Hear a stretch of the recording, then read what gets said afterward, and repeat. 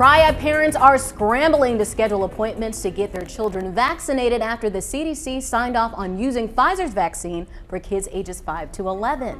In the last 24 hours, healthcare systems in our area have been busy getting resources in place to prepare to vaccinate kids as early as tomorrow.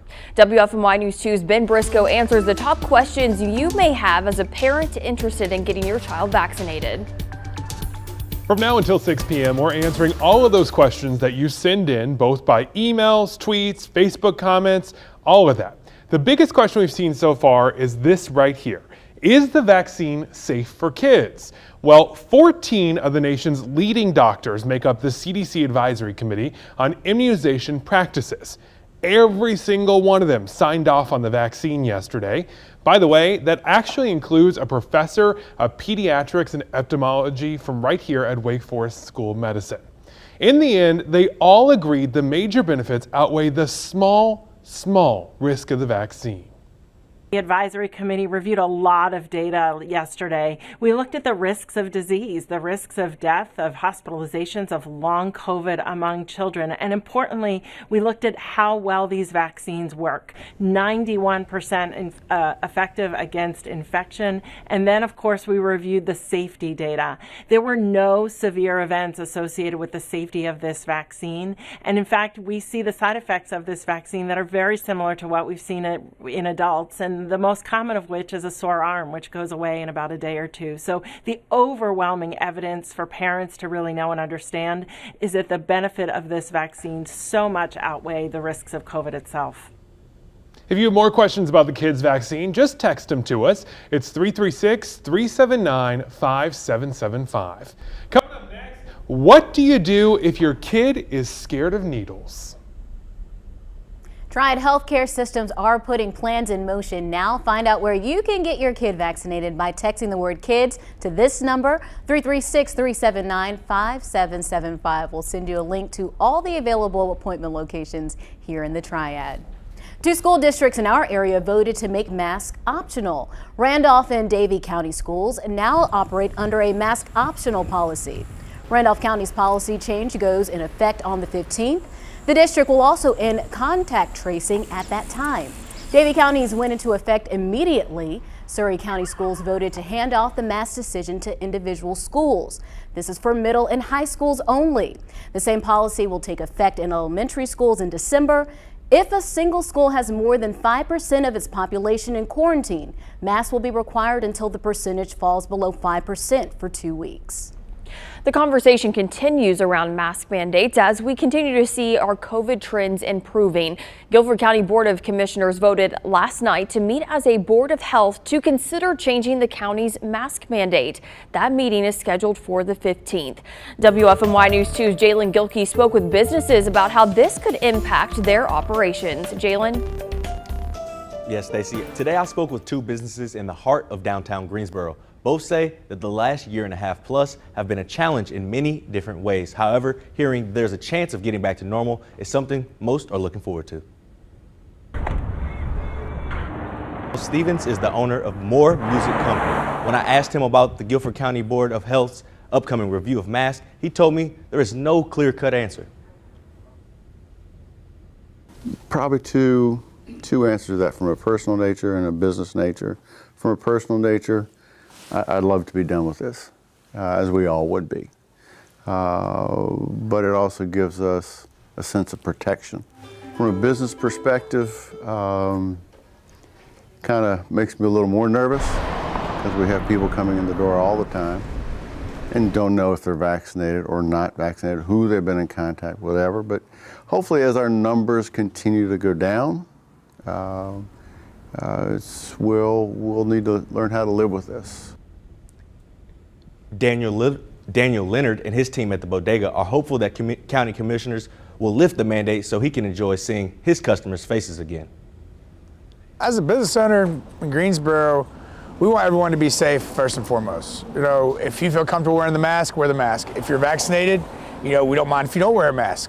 If you are vaccinated, you know, we prefer you wear a mask just in case you could get other people sick. It is nice to see people's smiles and see their expressions on their faces. As of right now, nothing with the Guilford County mask mandate has changed. The county commissioners will meet as the Board of Health on the 15th. We'll make sure to update you all on air and online. Jalen, thank you. Mayor Alan Joynes laid out the requirements for the city of Winston-Salem to drop its mask mandate. The daily case numbers need to be at or below 10 new cases per 100,000 people over 5 days. Joynes also wants the city's percent positive at 5% or lower for 2 weeks. Right now, Forsyth County is at 5.4%, just above that target. Our state's coronavirus hospitalizations appear to be leveling off. The latest number is 1,194. We do have it highlighted in red on a graphic here. It's 36 fewer than yesterday and the lowest number we've seen since July 29th, more than 3 months ago. But I want you to focus on the last 4 days. They've all hovered around 1,200 patients. In fact, 2 of the days actually went up from the day before. We haven't seen 2 back-to-back increases in a month and a half. The increases broke our streak of 37 days of continuous declines. Spoken on exactly who you want to lead your communities. So let's look at where the polls stand after polls closed on Election Day. The city of Burlington is getting a new mayor. Jim Butler beat current mayor Ian Baltutis by over 1,000 votes. Butler took in nearly 58% of votes. Summerfield will also get a new mayor. Current mayor and former Guilford County Sheriff B.J. Barnes chose not to run again. Tim Sessoms won with 58% of votes favoring him. He is a member of town council. Graham will also get a new mayor. Jennifer Talley led with 54% of votes. She's a current member of city council. Elon also gets a new mayor. Emily Sharp took in 85% of the vote. Sharp's been serving as an alderwoman previously. Reedsville has a new mayor as well. Donald Gorham claims 65% of the vote. Gorham is on city council at the current time. And in Kernersville, Mayor Dawn Morgan should keep her seat. She currently leads Jenny Fulton with 63% of the vote. Several other mayors that will keep their seats, including Lynn Montgomery of Jamestown and Raleigh York Jr. of Thomasville. Nationally, several states saw big changes in their races. Virginia voters elected Republican Glenn Youngkin. Youngkin pushed hard against his Democratic opponent Terry McAuliffe on pressing issues like education and the economy. New Jersey's governor's race is still a toss-up against Democratic incumbent Phil Murphy and Republican opponent Jack Ciattarelli. Boston voters made an historic decision by electing Democrat Michelle Wu. She'll be the city's first woman and person of color to serve as mayor. All right, other big decisions voters made. Minneapolis voters decided against dismantling their police department. Voters saw a referendum asking if the city's charter should replace the police department with a public safety department that would work under a public health approach. The decision was a major one where the topic of systemic injustice was top of mind. This was after the death of George Floyd last year. And 2 Michigan cities voted to update gender-specific language in their town charters. Pronouns like he, him, or his will be replaced with gender-neutral terms for titles like mayor or city clerk. This happens in Muskegon and in Grand Haven as well. Pronouns they and them and theirs will be used instead. Times throughout the day today.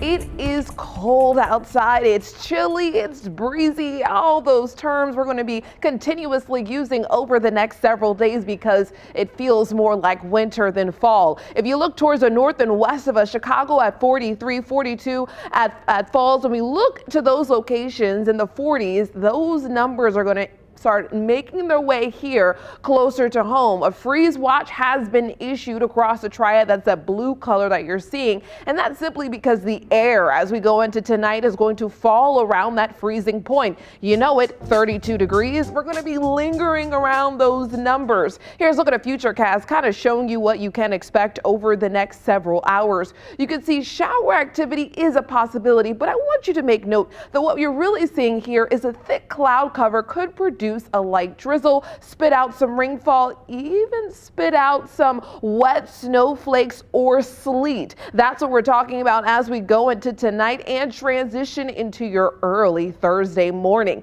Things will start to break apart, but the cold air is still coming in. I'll have more details on it coming up.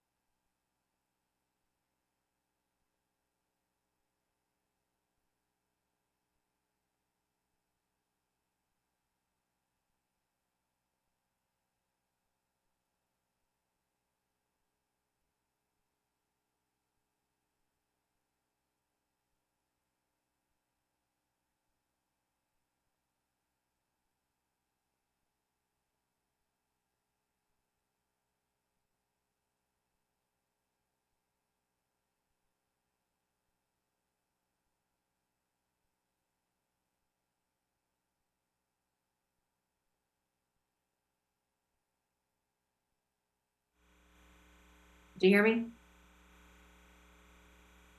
Okay. All right. Today is National Stress Awareness Day, and I'm going to talk about body language and stress.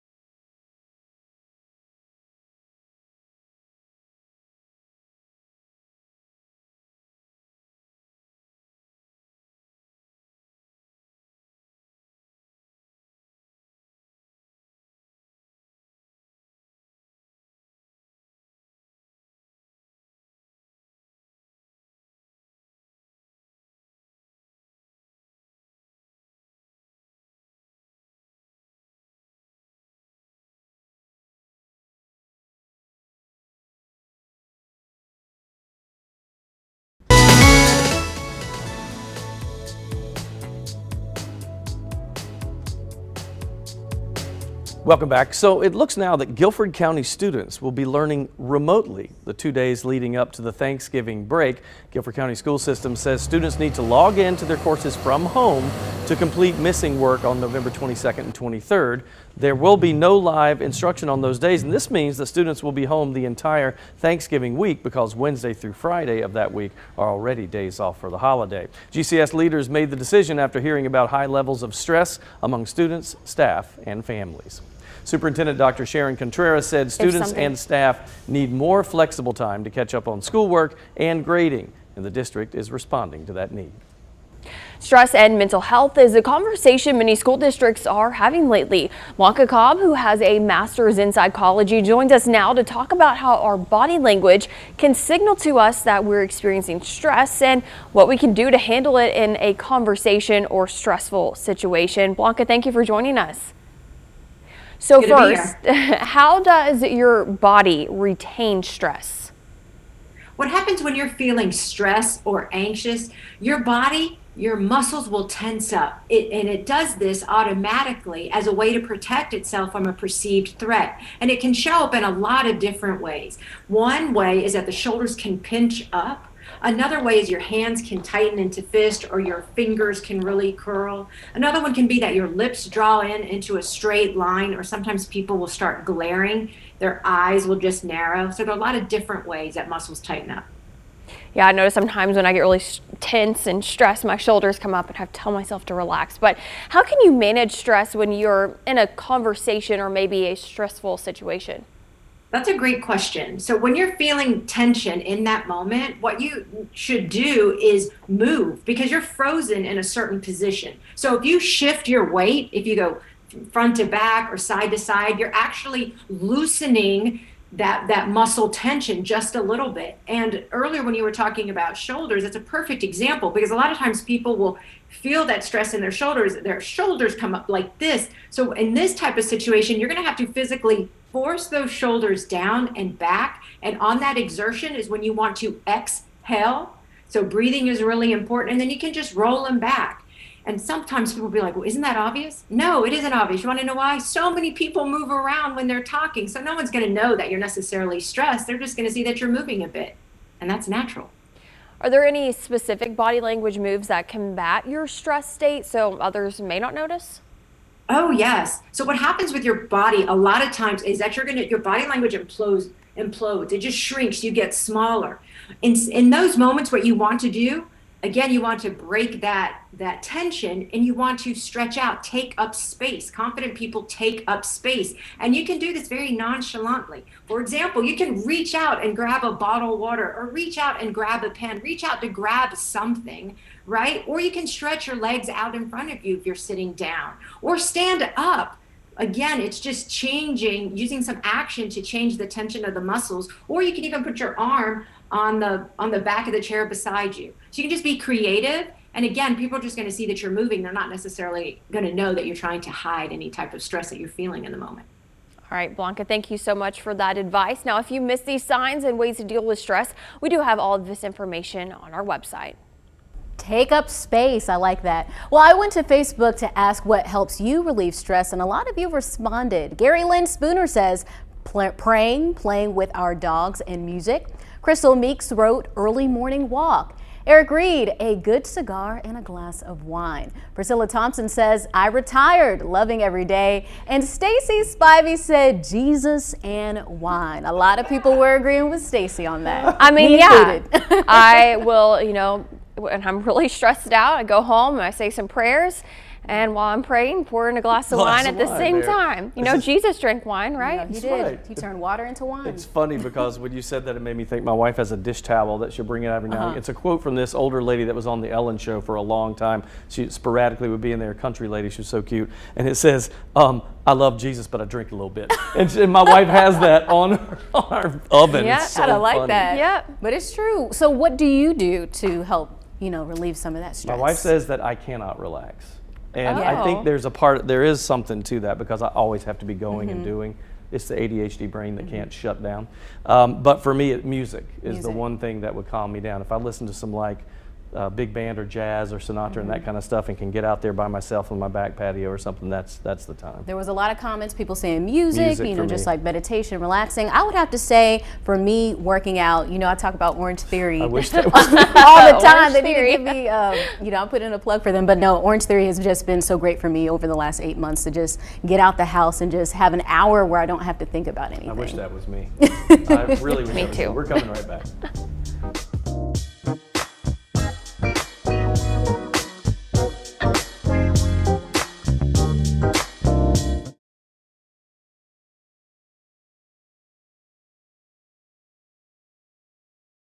Oh, Stacy, I can't figure it out. I'm gonna leave it. Leave. Okay. Are we on the Book of Face right now? The Book of Face. Hello, Book of Face. Book of Face. I like living this kind of life. So we've been talking about how we, when we're having a stressful day, what we do. Besides that glass of wine, Stacy, what else do you do? Honestly, a lot of times when I'm really stressed out, I just like to go shopping. Like, I don't even have to buy anything, but I think it's just the process of getting out of my house, having some me time by myself, and just looking at clothes and trying some on and maybe buy something, Yeah, maybe walk not. out with something. I don't know what it is. That retail therapy. For me, besides going to Orange Theory, I like to go sit by my pool and just yeah, that's always nice. chill out. I don't necessarily have to get in the water or have a bathing suit on, but just sit by the pool, maybe have some sweet tea, glass of wine or something. Yeah. But now that it's getting colder, I got to figure out what I'm going to do. We do need like a have bonfire. We do have one Oh, of yeah, you those do a where I fire pit, live. yes. We have a fire pit, so that might be the We new have move. a fireplace on the back patio kind of thing, like a brick fire. I love outdoor fires, Ooh, yeah, me especially too. this time of the year when it's not so cold. Yeah. I'm about to log on to Facebook so I can see what people are saying. I'll tell you my favorite, and it's kind of an unusual thing. It is a trip, so you obviously have to plan this. It's not a quick relaxation. I love the beach in winter. Love it. Oh, okay. Love to go down to the coast when it's colder. The beaches are almost desolate. You can just walk along. I love it. Oh my goodness. Okay. Sorry. Love to go down to the coast when it's Just hearing there's the ourselves. delay. Beaches are almost. Stand by, people.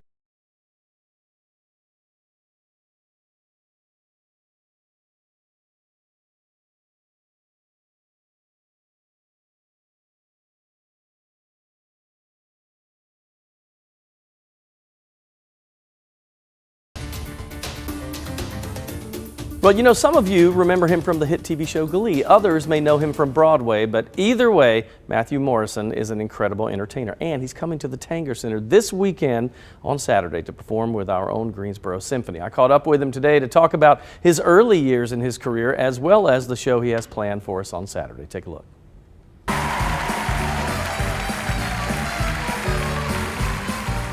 Matthew, thanks, man, for taking time out. I know you're super busy. We appreciate any time. I wanted to talk with you just briefly about the beginnings of your career. This is pre-Glee, right? Your life is defined by pre-Glee and post-Glee.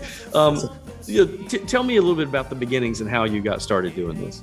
So the beginning of my career, I grew up in Northern California, and my parents, I'm an only child. My parents are both in the medical field, and I didn't really have any aspirations to be into the arts at all. I was very soccer minded.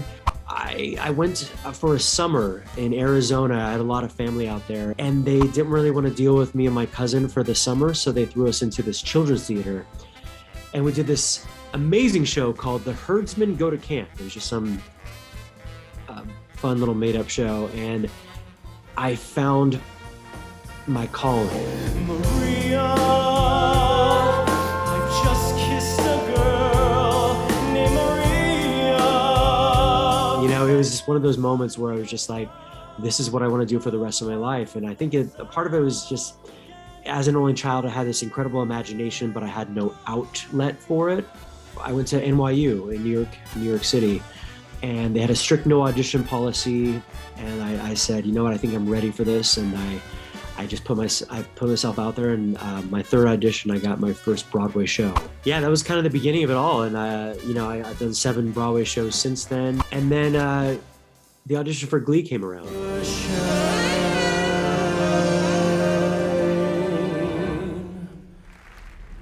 So it's interesting in conversation with him, he said when he went to New York University, and he's from California, so that was a big stretch, right? Went to New York University, he said he did a year and a half. They had a no audition policy, so they didn't allow them to perform while they're still in school. And he said, I think I can do this. And he left the university and got a Broadway show at 19 years old. Wow. Wow, 19. Yeah, 19. He did 7 Broadway shows after that, and he said then Glee came along, and it was straight up after that. Now this is really cool because when we think of a lot of actors and actresses, we think of the show that we're on, but these people are writing, they're directing, they're doing live performances. They have so many layers to them, so it was nice to be able to see some of that. Were you a Glee fan? Oh, huge Glee fan. I've seen every episode. I actually rewatched the first season again recently because I love it so much. I just love the music, and he's so talented. He's so good. And a lot of stars, big stars have got their start on that show. He, in the next half hour, we're going to chat with him about this actual show on Saturday this weekend, but he said that, because I said to him, I said, you're a singer, dancer, and an actor. There are people that can do one of those each, but to have, and he said, well, he said he still is working on his acting, he thinks, but I think he's pretty good. He's a quadruple threat. I think he's pretty good. He can dress nicely too. He's got it all. We'll be back.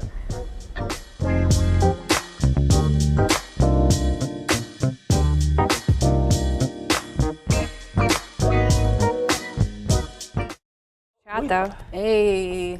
Oh. Yay. Hi, Book of Face. Hey, Book of Face. I'm not logged in. I got to sneak on Stacy's log in here and see what's going on. People have questions today. Where's our jokester, Jay? Is Jay the jokester in today? Oh yeah, we need our daily dose of dad jokes. Somebody wants to know if, okay, Charlotte said, anyone else been following the llama story? It trotted right by my house on October 25th. 25th, I thought I was losing my mind. And then Tim Buckley said, we need to know more about the llama. Follow-up story. All right, so I do need to follow up because the last contact. we heard, it escaped from somewhere. They don't even know where. And then police in High Point caught the llama I think it was in the Emerywood neighborhood. Don't quote me on that one. And then they took him to Red Dog Farms, and then he escaped the same day, later that night. So then they thought he might be in the Stokesdale area. We haven't heard anything else since. I still want to know where this llama came from. I know.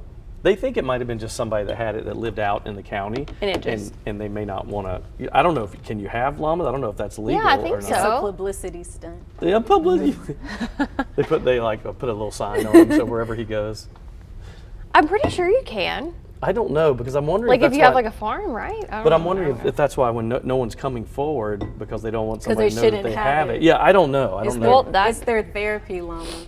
You might have to have some sort of special permit, Yeah, that's true. Are there llama farms? There's one in Roanoke, I know, or nearby Roanoke. Yep. And I know that, I can't think of the name of it, the Circle Something Ranch that's down off of like 85 headed south.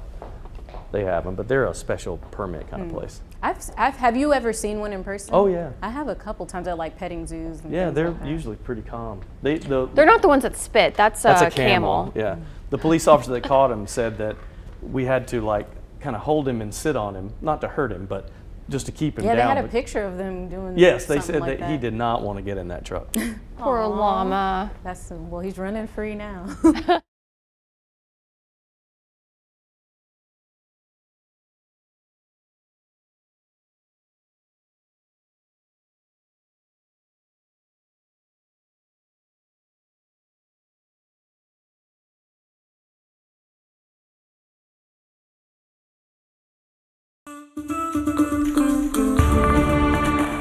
Today on U Day, Coach Lamont explains not acknowledging negative behaviors can send us spiraling in a direction where we can lose more than we could imagine. Many of us have lived with negative behavior patterns for so long that they've simply become norms in our lives. We are controlled by these patterns and unaware at times of their effects on us. See, many of us have accepted this as just simply our personality and believe that this is who we are. No negative behavior will ever change until you discover the root of that behavior. Now remember this one point.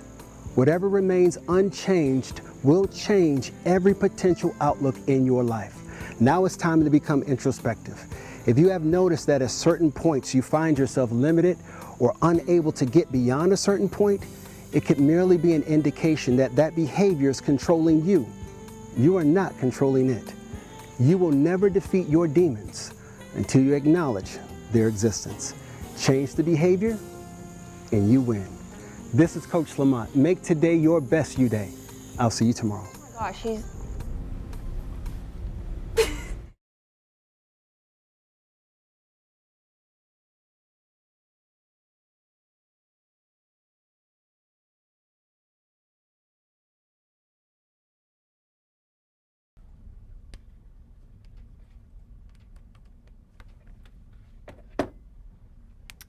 Hey guys, ice cold milk and an Oreo cookie, they forever go together like a classic combination. When a dark, delicious cookie.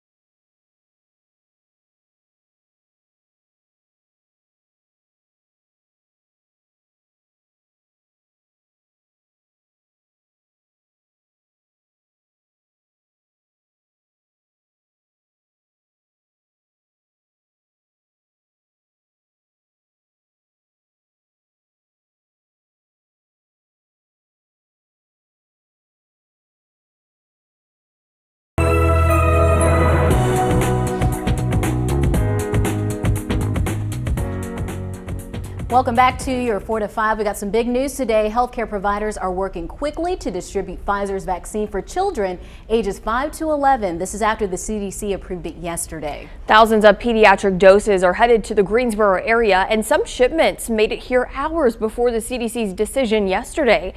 The pediatric doses are 1/3 of what teens and adults received. Cone Health got part of its shipment and expects to have 1,200 doses by the end of the week. Parents can start scheduling appointments with Atrium Health, Wake Forest Baptist, and Avant Health as early as tomorrow. Cone Health and Guilford County Public Health are finalizing their plans before announcing appointment availability. Find out where you can get your kid vaccinated by texting the word KIDS to 336-379-5775. We'll send you a link to all of the available appointment locations in the Triad. All right, we all know this will be a hot topic for a while, for sure. Will you get your kid vaccinated or won't you? So I took to Facebook to see what you thought. Oh, stirred the pot today. Some folks were happy, some were not. Here, Jennifer Woody said, even though I don't have children, I do support them getting vaccinated. I'm looking to see an end to COVID in all of the strains. Michelle says, absolutely, already contacted pediatrician, got her on the list there. Nicole says, mine are all over the age of 12, and they got it as soon as it was available. Chuck said, the pandemic is over. Control is all that's left. Scott Lynch said, I'm totally all for this. Our kids have suffered enough because of COVID. Having the vaccine available for all school-age children will safeguard their health and allow them to return to their pre-pandemic lives eventually. And then Janie says, vaccine doesn't work. No, I will not be doing that. So lots of opinions, and some folks were even commenting on what other people were saying. There were many going back and forth. Yes. It gets pretty heated, especially on a topic like this, which has been pretty controversial. I mean, I understand people are very passionate about their children, as they should be, and I think that you just have to make the right decision for you and your family, what you think is best. And I think it's the type of thing where you just got to decide where you are, you know, and then everybody respect each other. Let's just try to get along with it and roll with the punches, and we'll get through all this. It just takes time. I think over time we'll just start to see some of those changes, kind of like when we were able to get vaccinated, some people kind of wanted to wait, wanted to see out some things. So some opinions might change pretty soon. We'll see. Yeah. Well, you can keep weighing in on Facebook and let us know what you think.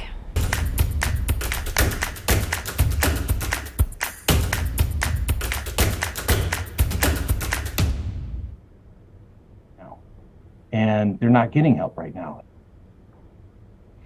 Now, Scott Silknitter is talking about caregivers, 48 million. That's the number of people that are caregivers in our country, according to AARP.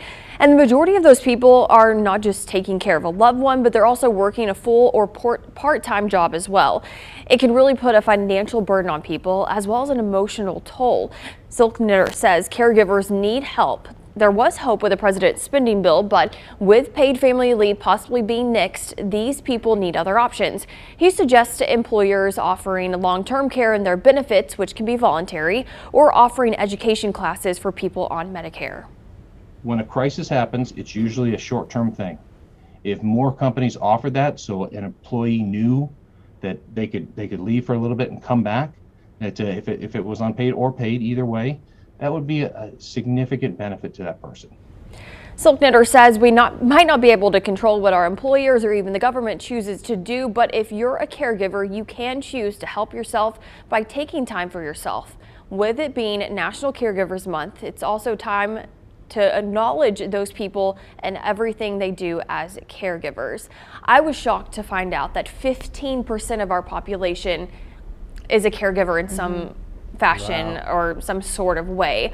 And I think that it's so important that we recognize those people because it is hard. My mom is a caregiver for my grandmother and she's retired, so she doesn't have another job to worry about. But I mean, it is a full-time job itself. And I think those people need some leave when it's needed. Well, you think about the baby boomer generation is just now starting to get into those late 60s and 70s, and in some cases late 70s, and that's when things will start happening that you have to do that. So I think we'll probably see, this is my prediction, not a fact, but I'll bet you that in the next 5-7 years, we'll probably see the highest number of caregivers we've ever seen. That's exactly what Scott was saying. I mean, he was saying, look, this baby boomer population is growing older. That population's getting larger.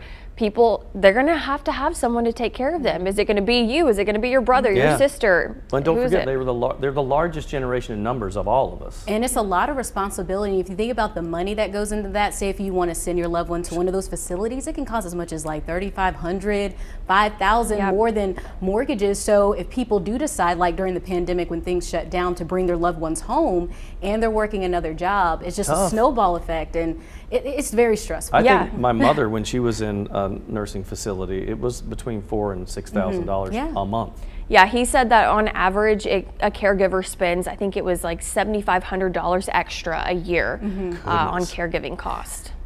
Something to think about. All right, let's check our forecast because we've got some cold weather we've been talking about on the way.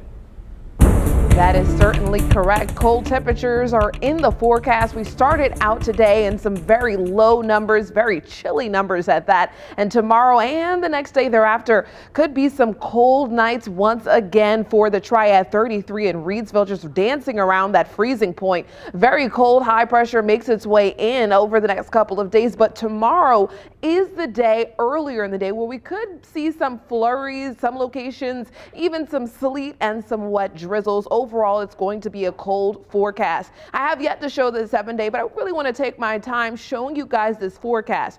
Going into your Friday, that could be the first big freeze of the Triad. Cold temperatures return again Friday night going into your Saturday, but then we're on this upward trend, this roller coaster ride going near upper 60s, near 70s as we end out this 7-day period. Overall, the main story here, though, is the next couple of days are going to be cold. So fair warning, chilly next couple of days. If you haven't brought out the jacket, coat, or sweater, this is the time to just get that exercise in for that those coats and those jackets, because it is going to be cold. But these winter teases don't stick around. Fall temperatures return towards the end of the 7-day.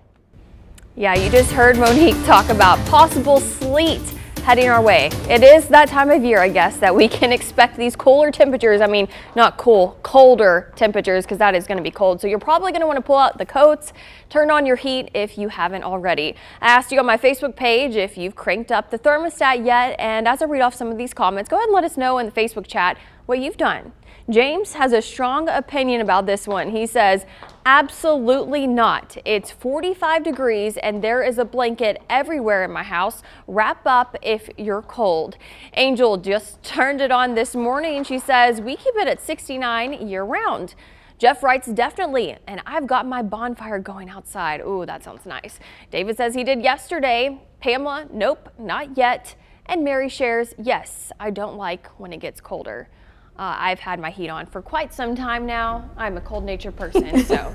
Mine set at like a temperature, so it just turns on when it needs to. Oh, so I nice. don't know whether it's come on. Fancy. I'm sure it has. Fancy. Bougie, Eric. I know as soon as I get in my car, I have that seat warmer on immediately. Yes, I've been trying to hold off with turning my heat on, but I caved last night and I turned it on. And I'm a hot-natured person, so a few hours later I ended up turning the AC back on. Costs you a lot of money when you go up and down with it like that. That's what I was thinking in my head. Yes, very true. Yeah. All right, let's see what Tanya has.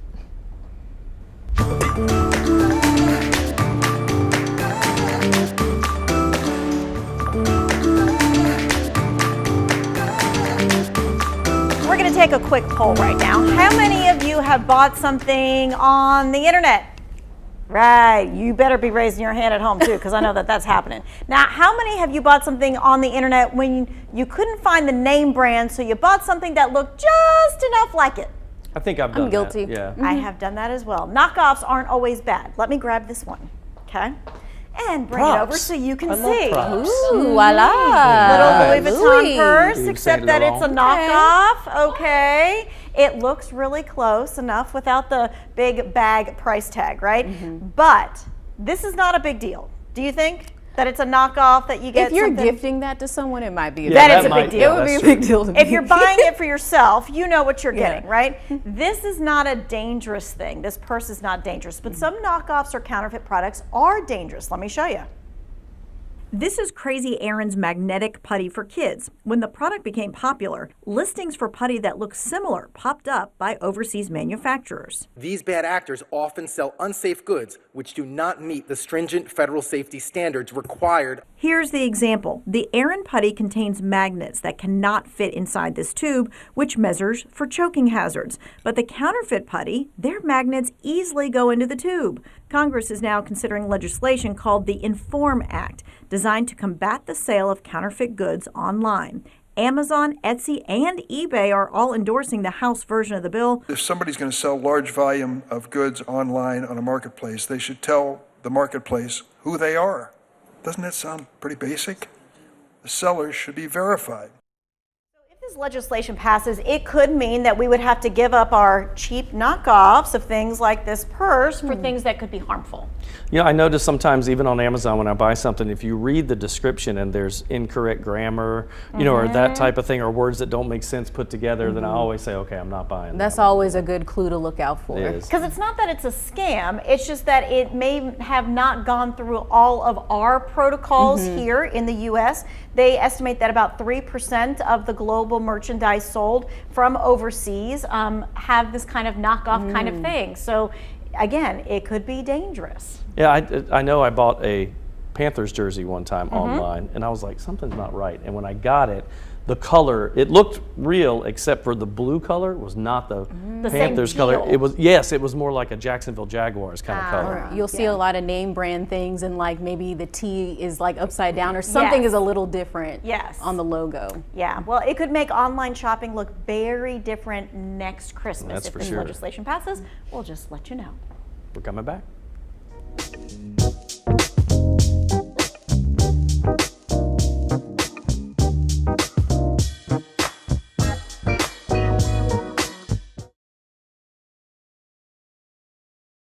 Because of the inside, the material they use on the It's inside. not as nice. Because I have a fake one and then I have a real one, and that's the difference. Because my fake one has like all the little things like this one does. Yeah. But it's the material that they use He on the also inside. says that the strap looks really janky.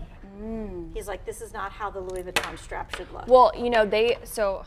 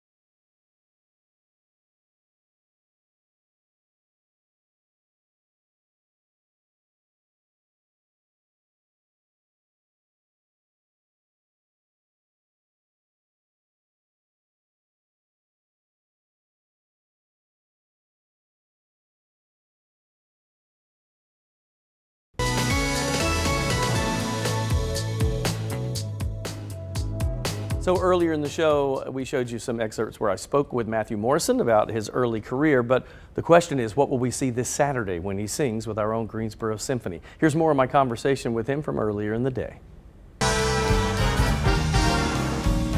To find someone who can act and sing and dance and all of the above, I mean, that's difficult. There are good dancers, there are good singers, there are good actors, very real. You got the whole thing, right, going on here. So, I mean, was that something that what do you think was your first talent, or was that all that there from the beginning? How did that work?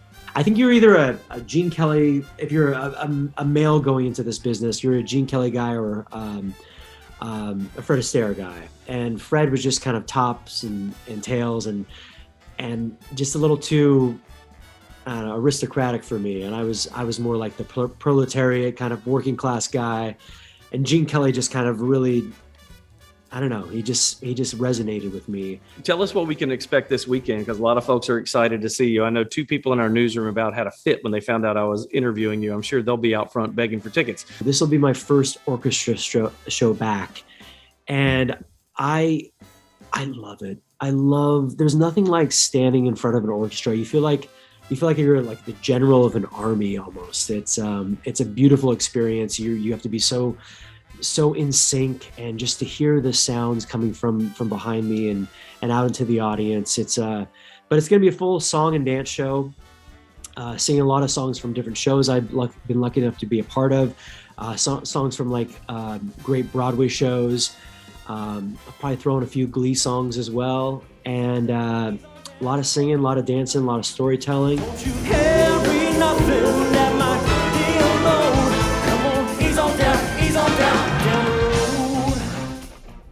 He kind of reminds me of Justin Timberlake a little bit. Yes, that's true. That is very true. I was just thinking about that. Sorry, didn't mean to interrupt you. He, first of all, one of the nicest guys ever. So, just chill, laid back in our conversation this morning, and it was remote, obviously. But he said, he was joking, we had some audio issues, and I couldn't hear him. So we had to switch to a different type of tech to get him in. And then I said, "Can you hear me?" And he went, and then I said, "Oh," and he goes, "Just kidding." Oh, such a good actor. He's got a great sense of humor. He's great. And I didn't realize, I guess I knew that he could dance, but just watching him dance on there. I mean, it's cute. He brings back that classy kind of Yes. Rat Pack kind of vibe. I saw him with the bow tie and I just think, I'm going this weekend and I can't wait to hear it. And it takes a lot of talent to be able to sing with a live band behind you. Is very different from being like in a studio or to a tape. So and you would know because you do a lot of live music. I was going to say, remember, when you're singing with a symphony, you can't ad lib because they're following the score, right? So he can't just shuck and jive with whatever he feels like doing. He can't do that. So it's just very you got to know precise. exactly. Yeah, they can't be mistakes. But the big question: do you get to meet him in person when you go to this? Did you ask him? Backstage passes? Maybe. We'll with see. your 2 best friends? I'll let you know. I will let you know. With your crew? You'll be my crew. I always wanted a crew in my life. We're coming back. We're your crew. He never used to.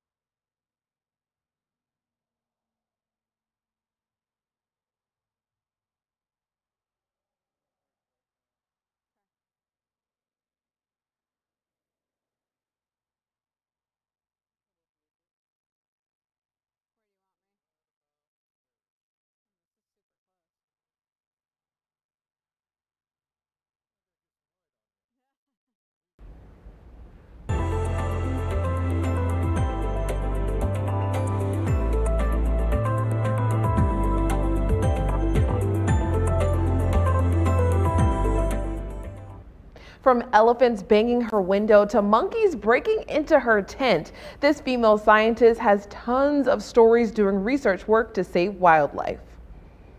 My first vulture bite was this very large, aggressive vulture, and I knew she was one of the aggressive ones because when the vulture regurgitated on me, when she vomited up 2 eyeballs from the wildebeest that she had just consumed. Oh my and that's goodness. like prime meat for a vulture. So she had this bird had gotten in there early and gotten the eyes first. Wild, right? Bet I have your attention now.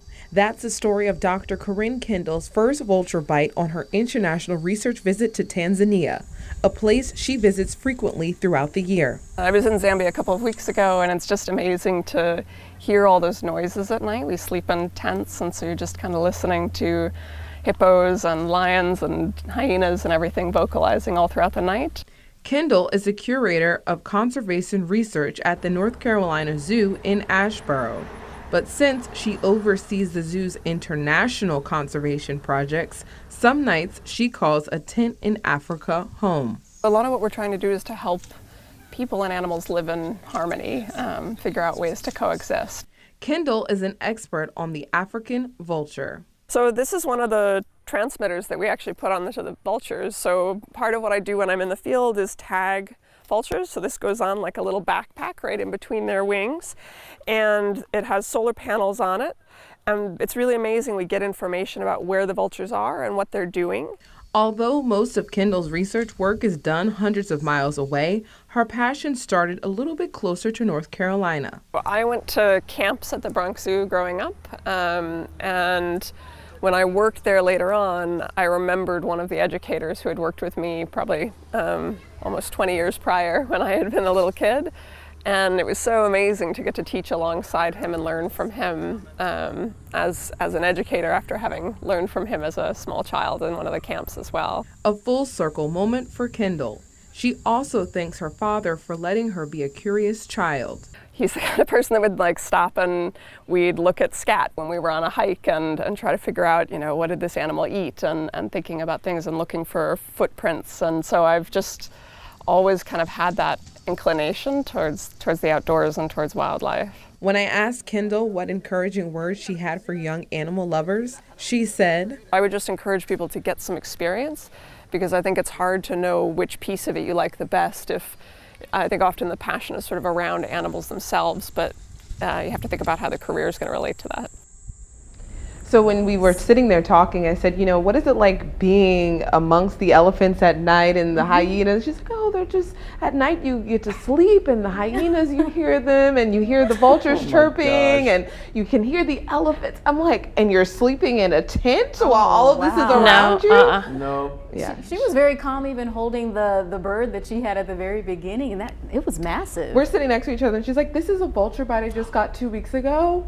Like so casual about it. Okay, a vulture bit me on the arm, no big deal. We talk about, look, I got mosquito bit. Yeah. She's like, a vulture ripped my arm and I'm good. Good to go. Good to go. Wow. She's passionate, amazing. man. That's great. Yeah, she's so knowledgeable, and her research work is really making a difference in these animals' lives. Those are very critically endangered species, so what her work is doing is really helping the food chain. It was interesting to see the technology part of it too, the trackers that they were putting on them. It's I've never seen fascinating. that before. Good stuff. We like Mo on the go. We do. You just stay here a little bit with us every now and again. We're coming back.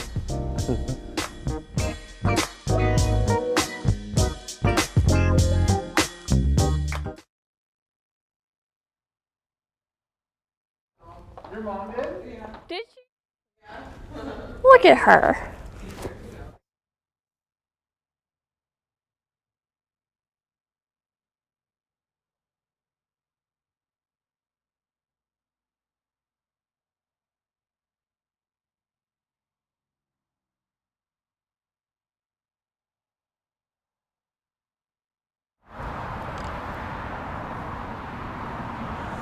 Are we top of show or are we down a bit? Yeah, can you hear me? Mic check, 1, 2, 3. Mic check, 1, 2, 3, 4, 5. Mic check.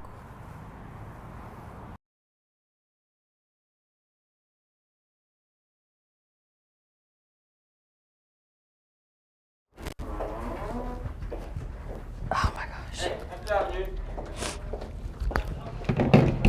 Good job, Brad. Did you get drunk last night? Make your damn late. 1:30 maybe? Oh, jeez. Did he get? I asked him if he got too drunk last night. If you didn't get the drones text, then you know he's good.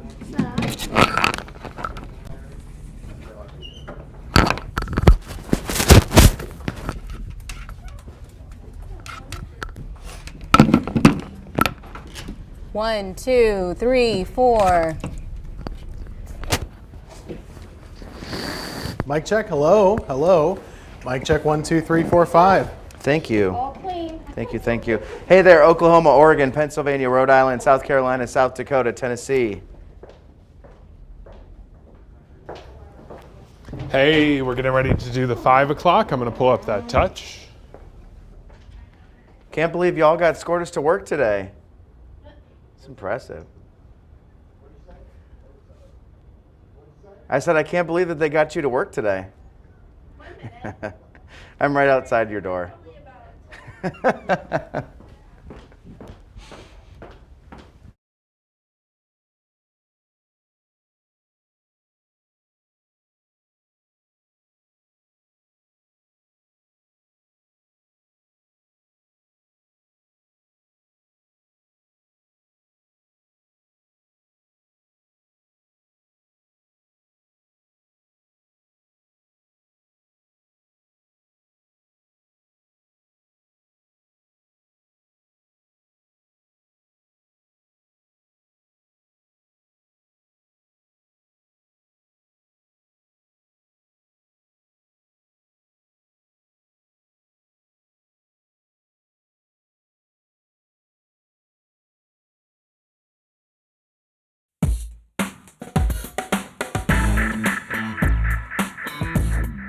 Life is 10% what happens to you and 90% how you respond to it. A popular quote I'm sure you've seen making the rounds on social media. But the words ring true. It's so easy to blame others when things go wrong. Why would they say this to me? Why would they do this to me? Just some of the questions that may start going off in our heads when we feel we've been wronged in a situation. It's so much easier to go on the defense than take responsibility for our own actions. I know from personal experience. Last week, someone said something to me that I didn't like. Instead of letting it go or making light of the situation, I thought about it all day long. The comment began to eat away at me and essentially put me in a bad mood. When venting to someone close to me, they made me realize it's not so much about what happens to us, but about how we respond to the situation. While I'm over here obsessing about a comment, the person who made it is probably living their best life, happy and stress-free. We are responsible for how we handle our emotions. Don't give others the power to dictate how you feel. That's my 2 cents. That's your 4 to 5. WFNY News 2 at 5 starts now.